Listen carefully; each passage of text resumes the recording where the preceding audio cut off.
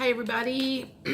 So this is Jody with Soul Purpose Tarot, and it is Labor Day weekend, and I am feeling the need to do some readings. I have 5 more to do for September, and I'm going to knock them out today and get those uploaded.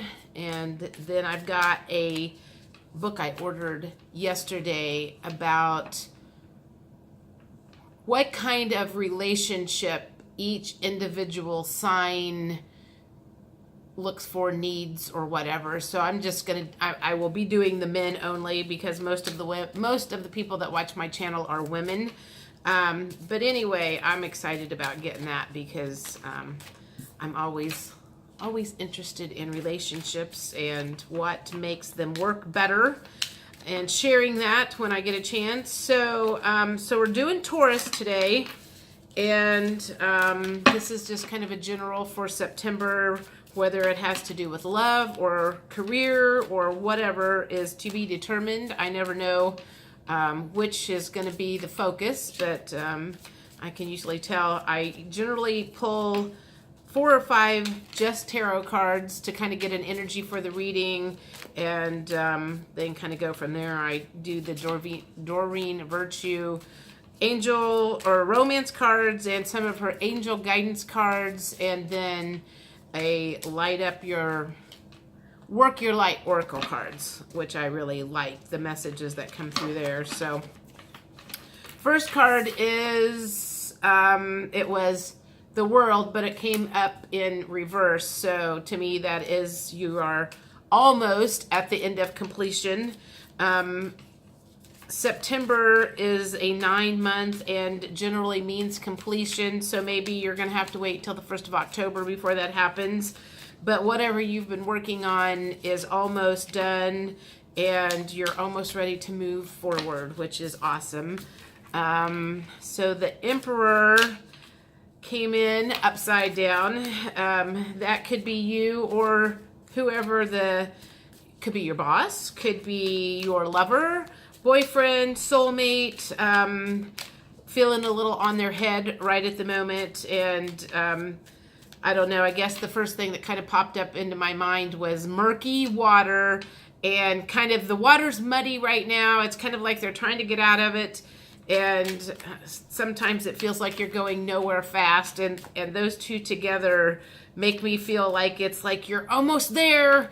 You're almost at the edge of the water, and you know, you can see the light at the end of the tunnel, which is always nice because sometimes that tunnel is really freaking dark and long. I have been there. All of your stuff is coming in upside down today. So the next one was the High Priestess upside down in reverse, and then 6 of Pentacles. So I guess that kind of feels like more work related than anything, but we'll go from there. One more for Taurus for the month of September. Let's see what kind of energies we got going here. All right, well, that kind of makes sense too. Okay, so again, we had the World upside down. I already mentioned you're almost into completion. And it's not quite there, but I feel like you can see the light at the end of the tunnel. And same thing with him. That's where you want to be, in the Emperor position, upright eventually. That's kind of when everything's good and got it going on. So you're close because it came out, but not quite. No cigar. Sorry, Charlie. So you're going to have to kind of wade through the mud again for the month of September. The High Priestess is also where you want to be. And so for the females and the males, you're all dealing with the same stuff. And then the 6 of Pentacles came up. So in the upright position, although in a way, this is good that it came up upside down. 6 of Pentacles would mean that you're kind of balancing out the scales and you're handing stuff out, or perhaps you were at one time begging for attention or begging for money or feeling very needy, and you are no longer feeling needy, which is good because it was in reverse. So you're perhaps in the position now to be handing out the stuff, or at least you're not the beggar that they show on the Six of Pentacles.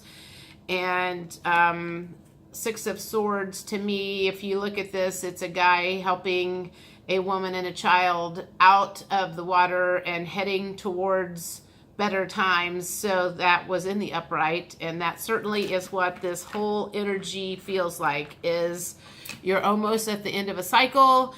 It doesn't appear that it's going to happen during September, but I feel like it's probably the first part of October. So if you've been in a long tunnel full of mud or crap or whatever for a while, you're almost there. So hang on tight.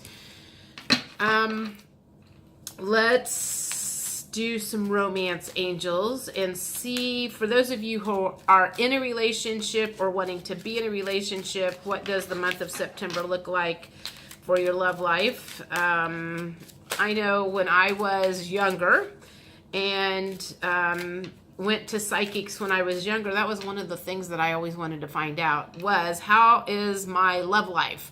When am I going to meet somebody? When am I going to meet my man? I didn't meet mine until about a year and a half, somewhere between a year and a half and 2 ago. In fact, last week was our kind of 1 year anniversary for our first date. August 29th was the first time we went out, and we met at a Chinese restaurant and met in person for the first time. And fortunately, he did remember that, because I sent him a message the other day and asked him if he remembered what he was doing a year ago today. So even if he had to look it up on his phone on the calendar, at least he knew what it was. So it wasn't like a, I don't know what you're talking about. So I've got 2 here. Let's get one more card. Okay, one more. So this is kind of all over the place, but whoa. So someone is in a relationship with somebody or going to meet somebody that you have had a past life relationship with. Now, that being said, just because you've had a past life with them does not mean that this is going to necessarily be a good relationship. It could just be a karmic balancing type of thing. So you could meet somebody, go out with them for 2 or 3 months, and it not develop into anything, but maybe you learn a lesson from that, and that was the whole reason you guys came together. I do past life readings, and a lot of relationships that people come into are specific. Well, let's put it this way. All relationships that we all come into are there for soul growth. Some of them are for short-term soul growth, and some of them are for long-term. Some of them are meant to be there for a little while, and some are meant to be there for a long, long time. So you guys have known each other before. Doesn't mean that it's going to be a good one, but some lessons are going to be learned, whether it's on your side or their side, hopefully both. The next one says, pay attention to the red flags. The signs are cautioning you. So because those came out together, what feels like to me is that is going to be a short-term relationship, and it is truly all about you learning some lessons, because I feel like there's going to be some red flags. Maybe they're super possessive, and it's your time to learn what maybe an abusive relationship looks like. So pay attention to the red flags. Some of the red flags that, God, I've dated my whole stinking life.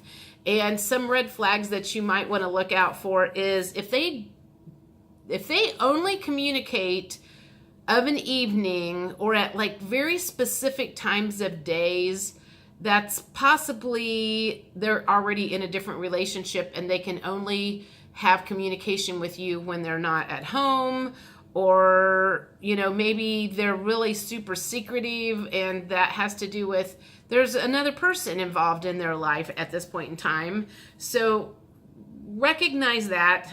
Also, if they are ready to jump into a relationship really, really fast with you, those relationships that start up and heat up really, really fast usually don't last. So keep that in mind too. Some people, I would say, are what you call addicted to that adrenaline rush of that love and everything. That's not sustainable.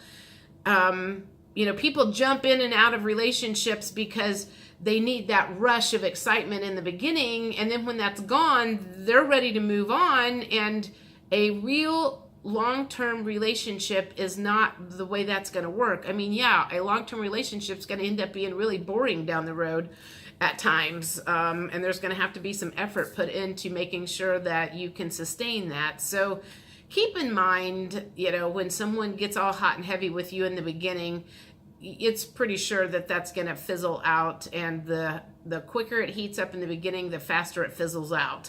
I can vouch for that because I've had that happen back and forth when I was younger. Sometimes it was my fault, sometimes it was their fault, but I don't fall for that shit anymore. The next one is separation. Time apart from your partner is on the horizon. You could be in a relationship right now, and maybe some space is needed, and it doesn't necessarily mean that you're going to be breaking up. Maybe it is they're traveling and they're going out of town for a couple of weeks, or you're going out of town for work, or taking separate vacations or whatever. And sometimes separation is a good thing. As they say, separation or absence makes the heart grow fonder. And I have found that to be true when I have been dating, that if I would text somebody or chase after them, it seemed to push them that much further away. And if I just stepped back and didn't contact them and let that quiet time just kind of happen, they always would come back. And so possibly that's what that is saying is, if you've been the aggressor or the chaser, back off a little bit and let them miss you. John Gray he's written many books, but Men Are From Mars, Women Are From Venus. And one of the things he does in his dating book is he talks about men are like rubber bands. So if you guys are here and you guys come close, then you need to let the man stretch away. He'll come back, and if you just stay in your spot, he'll eventually come back. And every time he stretches out, he comes back. And he stretches a little less the next time, and he just continually becomes closer to you. I have noticed that in my current relationship. At one time we were way apart. And, I just kind of stood my ground, and he just kind of kept coming in and out and in and out and in. And slowly but surely he kind of come closer and a little closer and a little closer. So, don't chase after the guys, ladies. Men are the hunters, not the women. And that was a very hard lesson that I personally had to learn myself. I grew up in the 80s, and the one thing that we were all assured when we were younger is that women can do anything that men can do. Well, you know what? That might be true, but when it comes to relationships, women are not supposed to be the hunters. I don't want to be the one that has to beat up the bad guy in the alley when something comes along. So, I might sound a little, I don't know what word that is, that I learned my lesson the hard way. That's all I'm going to say. The next ones I'm going to pull are the daily guidance from your angels, and this is Doreen Virtue also. This is just general messages. It could have to do with work, family, life, anything, whatever resonates with you. There's no wrong or right about this. Something might make sense, something might not. I need 3 of these cards.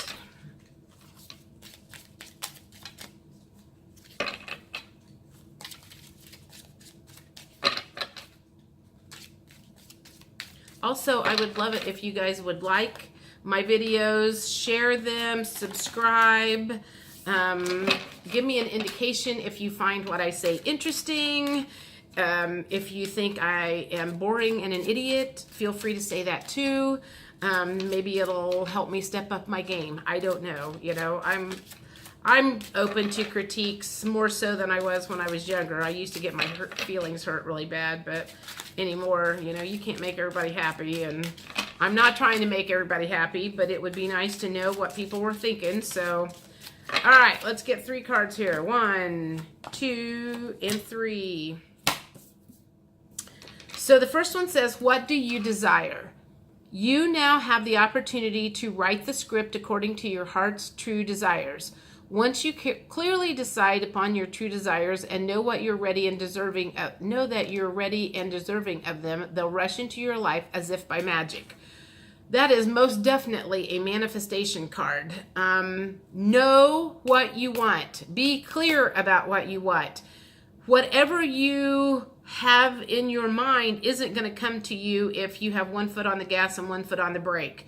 I have a manifestation journal. I write in it very, very frequently. I also found out today that the crystal, rock, stone, whatever you want to call it, apatite, A-P-I-T-A-T-E, apatite, I don't know. You can look it up. This is a manifesting stone. And I just happen to have one of those. So I have now decided I'm going to put that on top of my journal because it helps manifest what you are trying to bring into your life. And I have got some great stories about how I have manifested stuff over the years. And I started doing that in 2005. The first book I read was Esther and Jerry Hicks' Ask and It Is Given. And there were 23 activities in the back, and I picked 3, 4, or 5 or whatever and started working on those, and started manifesting some really awesome stuff. It's kind of like going to the gym. When you do it on a regular basis, you see things happen, and when you stop doing it, everything gets flabby and things quit working. So if you don't know anything about manifesting, I highly suggest looking it up, especially for those of you who feel perhaps stuck in a job, career, relationship, any place where you're not completely happy and you just don't know how to get out of it. Ask the universe for some help. That's what my suggestion is. This kind of goes along with this last one. It says, daydream. You will more easily hear and receive your messages if you daydream regularly. Relax and open your mind to receiving without directing your thoughts. Just notice any feelings, visions, and ideas as if you were watching a movie. This is the seat of creativity. So, visualizing and daydreaming is kind of the same thing. It probably goes along with meditating too. You're trying to bring into your existence the stuff that you desire. And if you can think about that on a regular basis, it's easier to know when you're heading that direction. And the last one says, see only love. Look past the seeming errors, mistakes, and misunderstandings and see only the love within each person, including yourself. Your resolute focus upon on the love that underlies every situation brings about healing and undreamed of ways. I would say that's probably telling you to work on your heart chakra in not so many words. So one last pull, and this is from the Work Your Light Oracle cards. This was actually the first deck I bought several months ago when I really started getting into tarot, and I could do a little bit with this, but what I realized after buying a bunch of tarot decks or oracle decks, that you really, really, really need a really good tarot deck to start with as your base, and then you use the oracle cards as your clarifiers. So I had to learn all of my lessons the hard way. I don't know what's up with that. Maybe one of these days I'll quit doing that. Okay, so right now we've got Warrior Woman. If you weren't afraid, what would you do? I asked that to somebody the other day. I said, if there were no repercussions, what would you do? So think about that. You know, a lot of people don't do what they really, really want to do because of fear. And, you know, I'm like, I quit a job that paid not a lot of money, but I quit a job so I could start doing this on a full-time basis because I knew this was what I wanted to do. I didn't want to be in retail forever, and I was wasting my talents. So here I am. And the next card says, Soul Family, call in your tribe. You don't have to do it alone. That reminds me, I need to set up a meditation for next Sunday.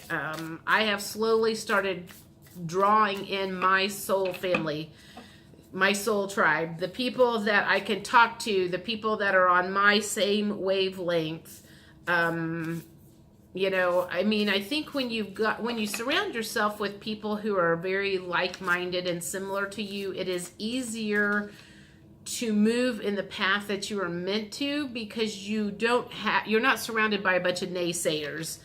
And a lot of times that's what stops people from moving in the direction that they want to go in, is because they are surrounded by a bunch of people that, one, don't want to see you succeed because they're afraid of doing their own work and succeeding themselves. And if you are surrounded by the people who are going to be your biggest cheerleaders, it makes it a lot easier to get where you want to go. So think about that, you know. Think about, everybody has one or two friends that they can really be themselves around, but add to that group. It's not as hard as you think it is. I started a book club earlier in the summer, maybe in the spring sometime, and made some really great friends from that I would say added to my soul tribe. So let's get one more and see what Taurus has for this month. So the last card says, dance, do something to shift your vibration.